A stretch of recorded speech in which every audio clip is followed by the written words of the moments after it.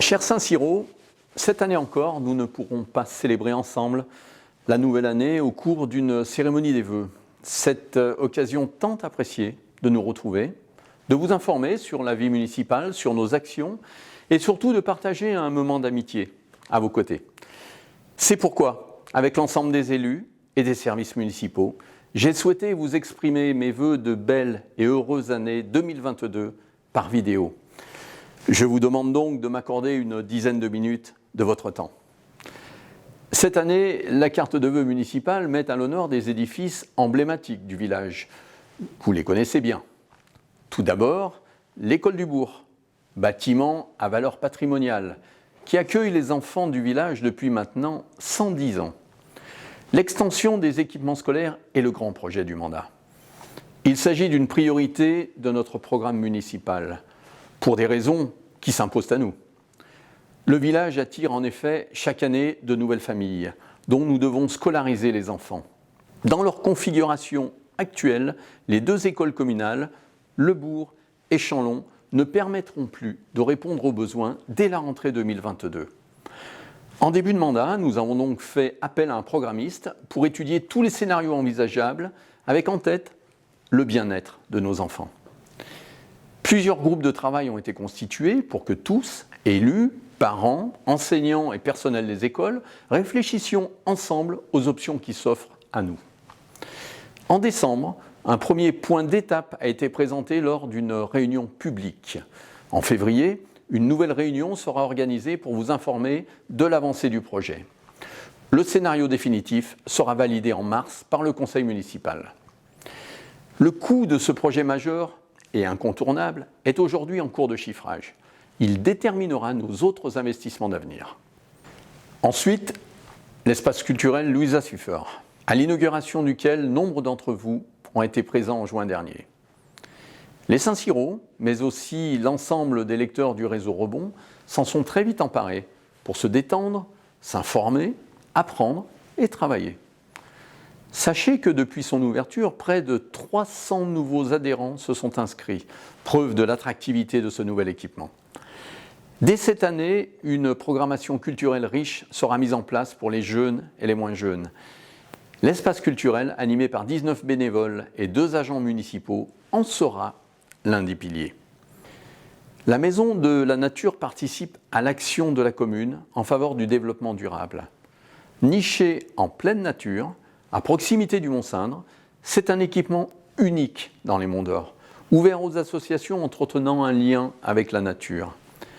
Cette maison est aussi un point de rencontre pour les randonneurs, qui pourront compléter leurs connaissances sur l'environnement des Monts d'Or grâce à des panneaux d'information sur la faune, la flore et les sentiers. Nous aurons le plaisir de vous inviter à son inauguration officielle au printemps prochain. En matière environnementale, nous nous engageons vers un avenir plus vert et plus écologique.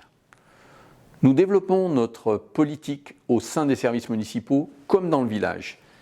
Et nous avons recruté un agent en alternance professionnelle pour renforcer encore nos actions dans ce domaine. À titre d'exemple, nous travaillons actuellement à réduire et recycler les déchets de la mairie.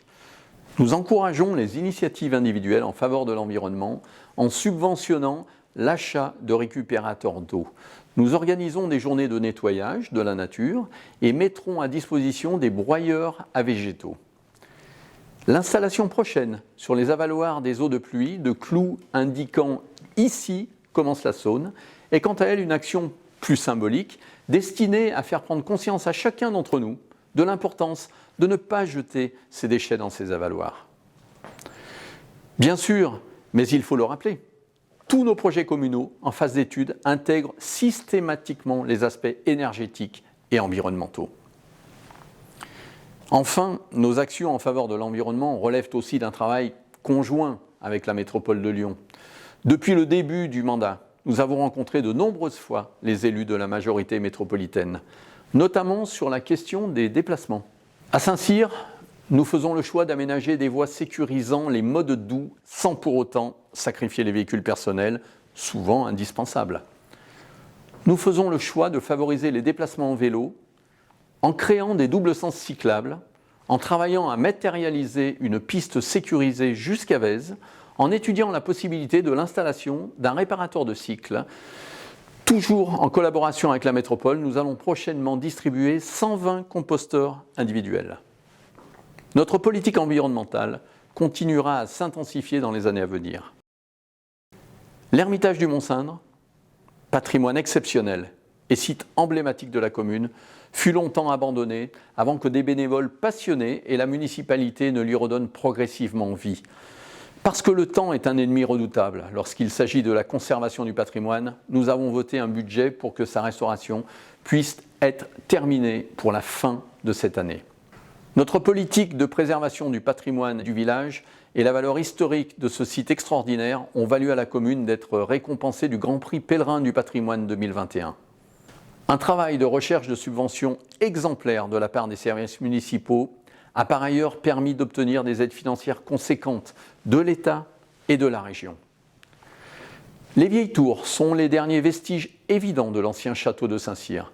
Toutefois, de nombreuses marques et traces de ce château existent encore et nous travaillons à créer dans le centre-bourg un vrai parcours patrimonial mettant en valeur notre site historique. Cet itinéraire permettra aux visiteurs de passage et aux Saint-Cyrois de découvrir ou redécouvrir l'histoire de notre village grâce à une signalétique complétée de QR code. Le jardin du presbytère, lieu paisible et verdoyant, au cœur de Saint-Cyr, récemment aménagé et ouvert au public, trouvera toute sa place dans ce parcours historique. La mairie a été ouverte aux visites lors des Journées du patrimoine 2021. Nous renouvellerons cette expérience qui permet de découvrir l'histoire de ce bâtiment et le fonctionnement des services municipaux. Bien d'autres projets destinés à s'inscrire durablement dans la vie du village et à améliorer et faciliter votre quotidien sont déjà engagés.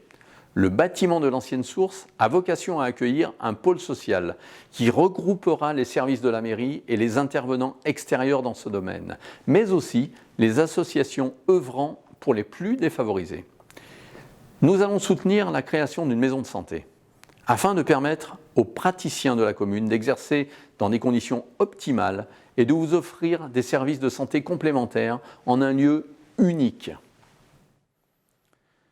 Afin d'optimiser nos missions de service public, nous travaillons à la réhabilitation de la maison Ferrier, située à côté de l'espace culturel, maison qui accueillera des services municipaux. N'oublions pas le sport, porteur de valeurs essentielles, que nous souhaitons rendre accessible à tous. Sachez que les enfants des écoles ont été initiés en 2021 au sport olympique dans le cadre de Terre de Jeux 2024 et ont pu rencontrer des sportifs handisport. De façon générale, nous travaillons à élargir l'offre sportive à Saint-Cyr et vous verrez bientôt apparaître aux abords du pôle sportif un nouvel espace de convivialité comprenant une aire de fitness, un terrain de pétanque au sein d'un parc arboré. Vous le constatez, en 2 ans de mandat, malgré un contexte très compliqué, de nombreuses actions ont été menées ou initiées.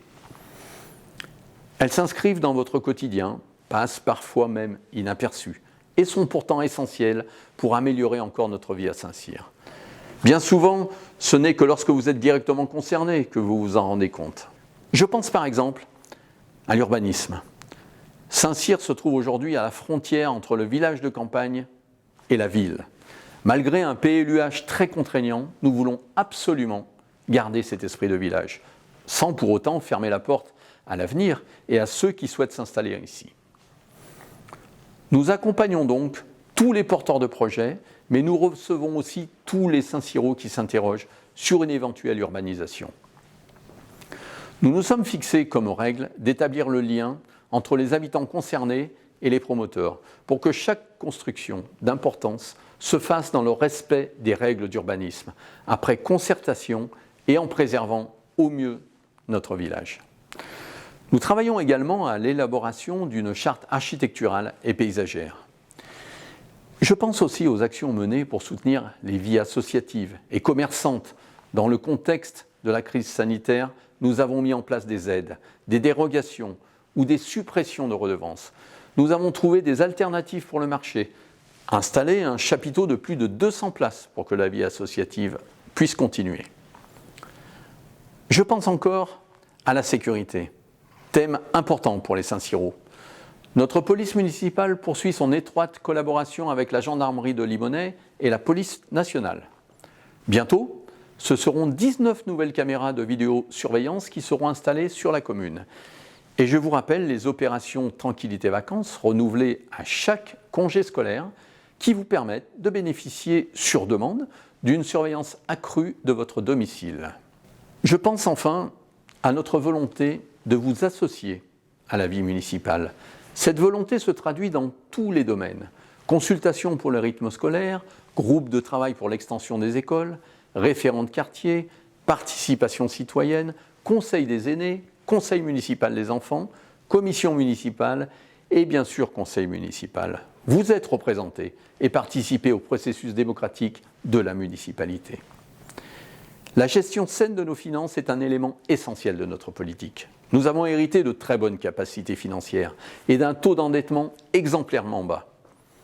Cette situation financière très saine résulte d'une gestion éclairée, mais aussi d'une recherche continue et approfondie de subventions pour chacun de nos projets. Nous continuerons à gérer les finances de la commune avec une vision globale de nos projets, une recherche systématique de subventions et un objectif de maintien d'une situation financière saine sur le long terme. Je suis un élu de terrain qui cherche avant tout le meilleur pour son village. Nous avons été élus sur des projets et vous le constatez, nous les mettons en place.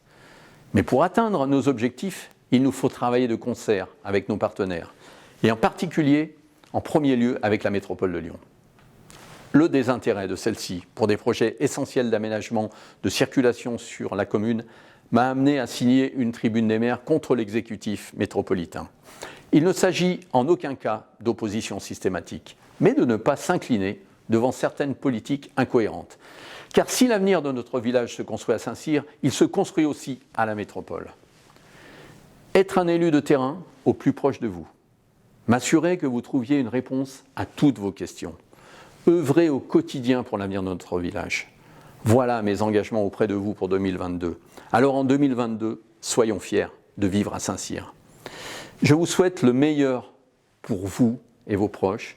Je vous souhaite de tout cœur le courage nécessaire pour continuer de surmonter cette crise. J'ai l'espoir que nous nous retrouvions très vite pour vivre de nouveaux événements festifs et partager de beaux moments d'amitié. Très bonne année 2022 à toutes et tous.